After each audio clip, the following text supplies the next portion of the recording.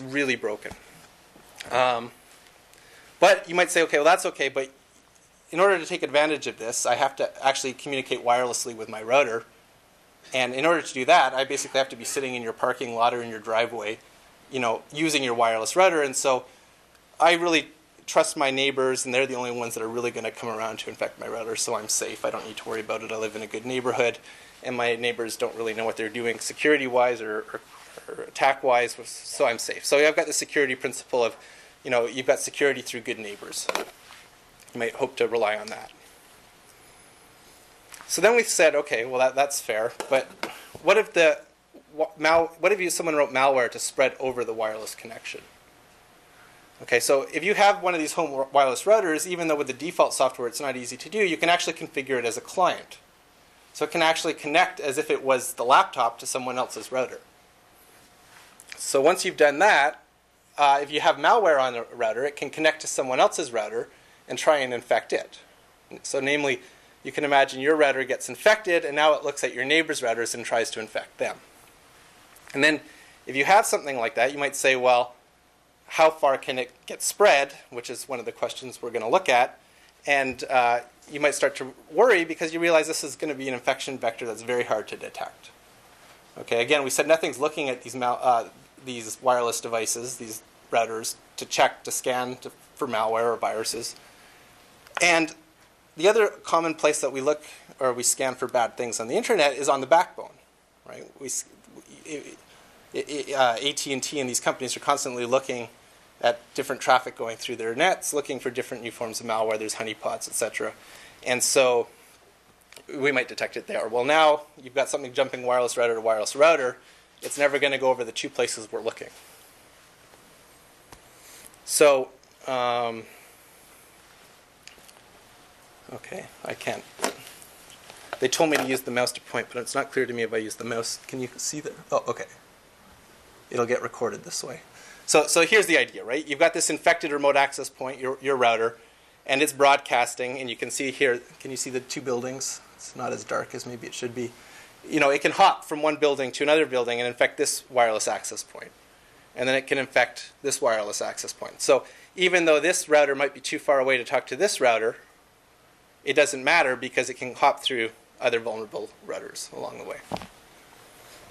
So the big question we ask in the first part of this work is, how far could such a transmission go? I mean, how big could such an epidemic get?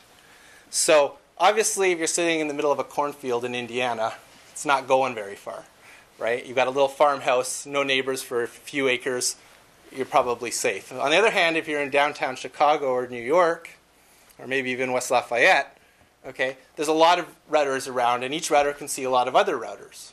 So now you can actually start to think that maybe this would actually spread some reasonable amount. So what we did is we came up with an epidemiological model to represent attacking the basic vulnerabilities these routers have, and we wanted to place it on a real-world network to see how this would actually spread. So in order to do those simulations, we needed real-world data on where these routers are placed. And fortunately, war drivers, these hobbyists that go around and locate the geographic location of all of these routers, are very helpful. They create these online databases like wiggle.net, okay, that place wireless routers that they've scanned geographically in the world, and then they create these databases that have all of the routers with their unique IDs, whether they're using encryption, and their GPS locations.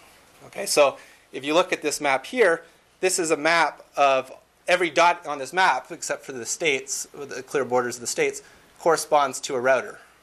Okay, and clearly the orange and the yellow correspond to very high densities of routers, and purple less. And you can tell there's a fair amount of deployment here because, this is clearly Chicago, and that's Indianapolis. So West Lafayette's one of the little bulges in there. So there's enough routers that you can actually make out the different cities in the U.S. quite easily, right?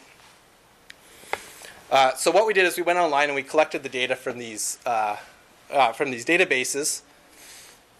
And based on this, we created a transmission graph where we looked at how an epidemic could spread based on where these routers are. So what do we do is around each router we place a disk that corresponds to who it can talk to, where its transmissions can actually reach. And we require that two routers are within each other's disks in order for them to be able to communicate. So basically, you can think of the disk diameter or radius as being defined by how powerful of a transmitter you have. Okay.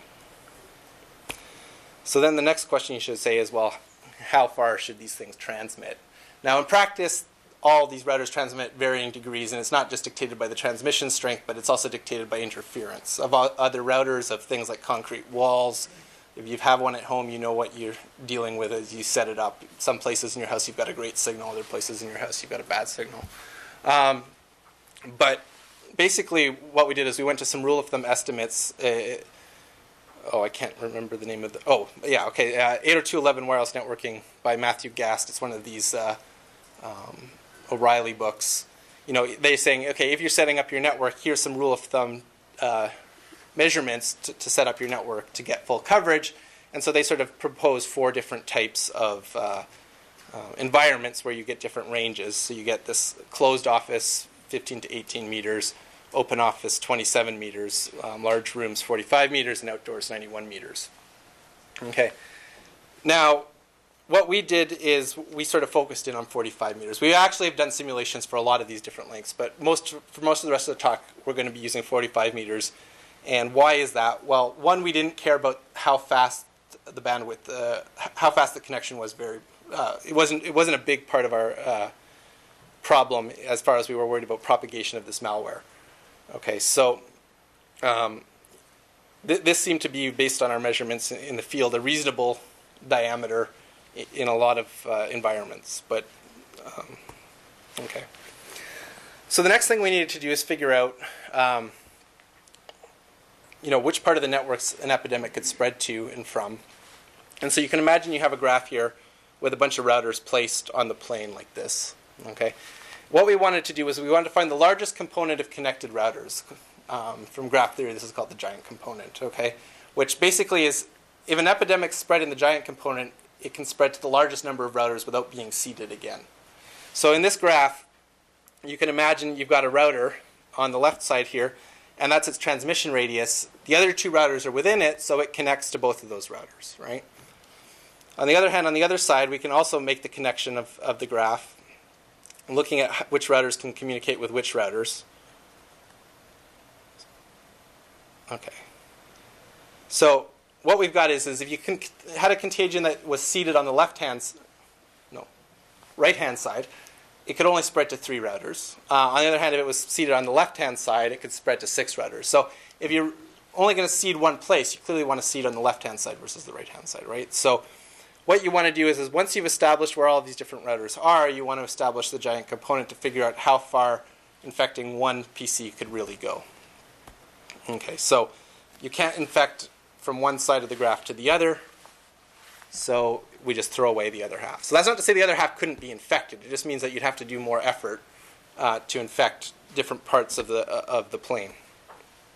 Okay. So the following is sort of Chicago router data. And there's a few things you see here. One is you see some artifacts of the collection process. You see that a lot of the routers are located on roads, which you wouldn't expect people to place their routers on roads. But of course, this is because when the war driver goes by in their car, they're locating the GPS coordinates of where they are, not where the router is.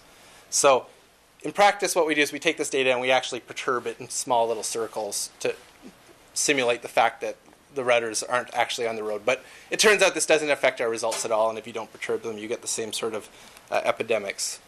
So imagine we have our Chicago router data.